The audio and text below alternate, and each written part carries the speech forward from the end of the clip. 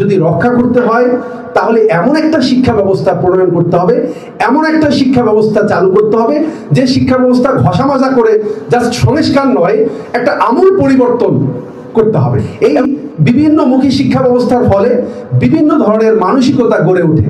ধন্যবাদ বক্তব্যের জন্য। আপনি যে প্রস্তাবনা দিয়েছেন হিন্দু মুসলিমদের আলাদা কোনো শিক্ষা থাকবে না, আমরা এই আমাদের যে বক্তব্য, আমাদের বক্তব্যের সঙ্গে আপনার এই বক্তব্যের আমরা মিল খুঁজে পাচ্ছি, এবং একই সাথে যে দুর্নীতি যে করবে, অন্যায় যে করবে, তাকে অবশ্যই আইনের আওতায় আনতে হবে, তাকে অবশ্যই শাসনের আওতায় আনতে হবে, সে যেই হোক। এই বিষয়টি ইসলামেরই একটি নীতি, ইসলামের নীতির মধ্যেই পড়ে, কিন্তু আমাদের সমাজে এই নীতিটা কাগজে কলমে থাকলেও বাস্তবতায় আমরা দেখি না। দেশে এই যে স্বার্থপর আত্মকেন্দ্রিক এই জনগোষ্ঠী থেকে যদি আমরা আমাদের দেশকে বাঁচাতে হয়, আমাদের দেশকে যদি রক্ষা করতে হয়, তাহলে এমন একটা শিক্ষা ব্যবস্থা প্রণয়ন করতে হবে, এমন একটা শিক্ষা ব্যবস্থা চালু করতে হবে যে শিক্ষা ব্যবস্থা ঘষা মাজা করে জাস্ট সংস্কার নয়, একটা আমূল পরিবর্তন করতে হবে। এবং আমূল পরিবর্তন করে এমন একটা শিক্ষা ব্যবস্থা আমাদের জাতিকে উপহার দিতে হবে যে শিক্ষা ব্যবস্থা জাতি মানে এই জায়গা থেকে শিক্ষায় শিক্ষিত হয়ে হবে মানবতাবাদী, দেশপ্রেমিক এবং মানুষের কল্যাণে কাজ করবে, এরকম একটা শিক্ষা ব্যবস্থা প্রণয়ন করতে হবে। তো সম্মানিত অতিথিবৃন্দ, আমি আমার কথা বেশি দীর্ঘায়িত করব না, আরো অনেক আলোচক রয়েছেন। আমার কথা হচ্ছে যে আমাদের কথা হচ্ছে যে বর্তমানে যেমন রয়েছে একদিকে আমাদের দেশে মাদ্রাসা শিক্ষা ব্যবস্থা, অন্যদিকে আছে সাধারণ শিক্ষা ব্যবস্থা।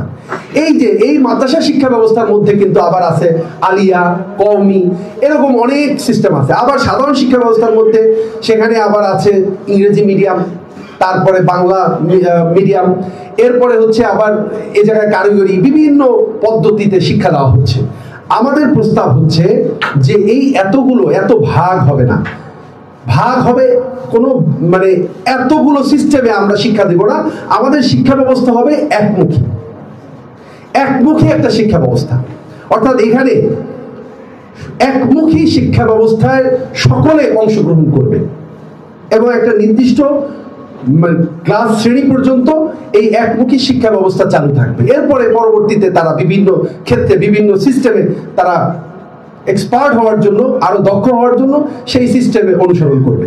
তো আমাদের প্রথম প্রস্তাব হচ্ছে যে একমুখী শিক্ষা ব্যবস্থা কায়েম করতে হবে। এই বিভিন্নমুখী শিক্ষা ব্যবস্থার ফলে বিভিন্ন ধরনের মানসিকতা গড়ে ওঠে।